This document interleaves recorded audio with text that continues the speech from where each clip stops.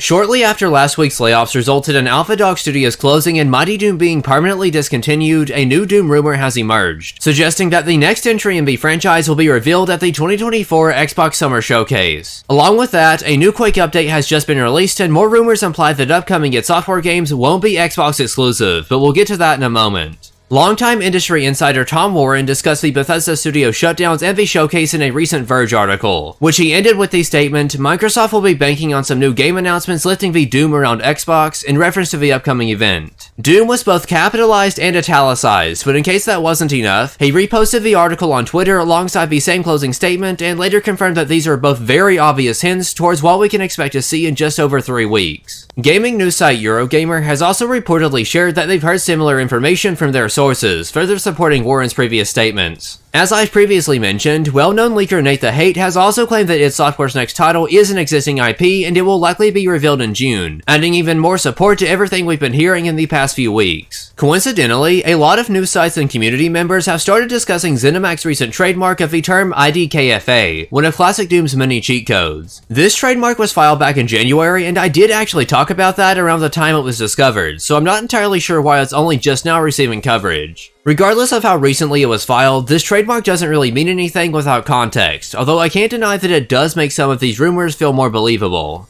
Nate the Hate claims that he's heard more information about Xbox exclusive games coming to other consoles, as a PlayStation 5 version of Starfield is apparently in development. If huge Bethesda exclusives are going to be making their way onto Nintendo and Sony devices as soon as this year, then the next Doom, Quake, and Wolfenstein games could end up following the same trend of a delayed widespread release, assuming that they don't just launch on all platforms. Some of you may remember that Phil Spencer announced the multi-platform launch of 4 mystery Xbox games at the business event earlier this year, which appeared to be an easy way for them to slowly introduce the concept of loosening their exclusivity policy. We still don't know how far they plan on going with this, but one thing is clear. A lot more of their games will become available to a larger audience in the coming years. Part of Doom's legacy includes being playable on everything it possibly can be, both officially and unofficially. It would be the perfect franchise to launch on every platform day one. Of course, you should still take all of today's leaks and rumors with a grain of salt until official announcements are made, but it's definitely worth keeping all of this in mind going forwards. Before getting into the Quake update, I did want to briefly address a question that a lot of us have recently been asking. Does id Software, Machine Games, and all of their beloved franchises actually have a future? Currently, yes, but that's unfortunately not a permanent answer. Doom and the people behind it are undeniably some of the biggest assets Xbox gained from the ZeniMax acquisition. Anything id Software makes seems to print money, and that should keep them safe for the foreseeable future. Doom Eternal reportedly made over $450 million in its first 9 months, making it one of the most profitable games that Bethesda has published in recent years. Their ability to consistently generate huge amounts of revenue would ideally prevent them from being hit with devastating layoffs. But if you would have approached me a month ago and asked which Bethesda studio I thought would be receiving layoffs judging by their level of success, I certainly wouldn't have said Tango Gameworks. Things become even more worrisome once you realize that Machine Games has released Wolfenstein Youngblood not too long ago, and that alone may be enough for them to get shuttered if their upcoming Indiana Jones title doesn't do well. While id Software may be able to survive even if the next Doom or Quake underperformed, it's hard to say how well Machine Games will do if Indiana Jones doesn't meet expectations. We currently don't have any definitive answers whatsoever. The future of our favorite developers and their franchises are uncertain after they launch their current projects, and that's pretty depressing. Otherwise, things are currently looking pretty promising. Doom Eternal may be getting another update, this year's QuakeCon will seemingly be much more exciting, a new id Software game could get revealed in just over 3 weeks, and more official Quake content was just released. An 8-episode single-player campaign titled Tainted has just been launched as a free add-on for all Quake Remastered players. It can be downloaded today through the add-ons menu at no additional cost. I unfortunately haven't gotten the chance to play it yet, as this was a last-minute addition to today's video, but it honestly looks really cool.